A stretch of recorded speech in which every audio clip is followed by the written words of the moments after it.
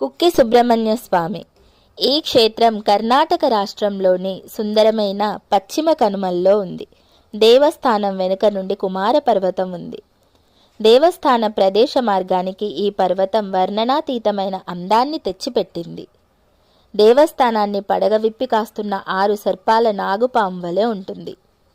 బెంగుళూరు నుండి 294 కిలోమీటర్ల దూరంలో ఈ క్షేత్రం ఉంటుంది. మనం ధర్మస్థలం నుండి కూడా వెళ్ళవచ్చు. అక్కడి నుండి 50 కిలోమీటర్ల దూరంలో ఉంటుంది.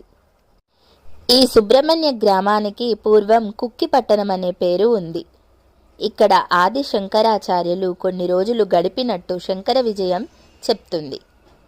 శంకరాచార్యుల వారి సుబ్రహ్మణ్య భుజగ ప్రయత స్తోత్రంలో ఈ ప్రదేశాన్ని భుజకుక్కి లింగంగా ప్రస్తావించారు. కంద పురాణంలోనూ దీని ప్రస్తావన ఉంది.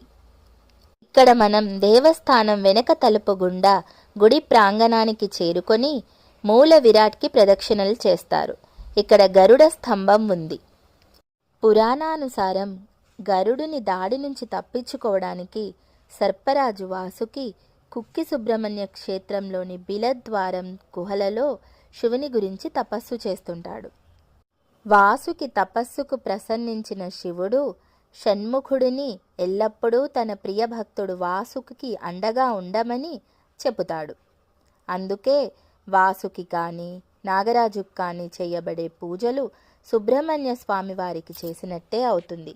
ఈ క్షేత్రంలో జరిగే సర్పదోష పూజలలో ఆశ్లేష బలి, సర్ప సంస్కారం చేస్తారు. సుబ్రహ్మణ్య స్వామి కాలసర్పదోషం, కుజదోషముల నుండి భక్తులను రక్షిస్తాడు. ఆశ్లేష బలి పూజ ప్రతి నెల ఆశ్లేష నక్షత్ర దినాల్లో జరపబడుతుంది.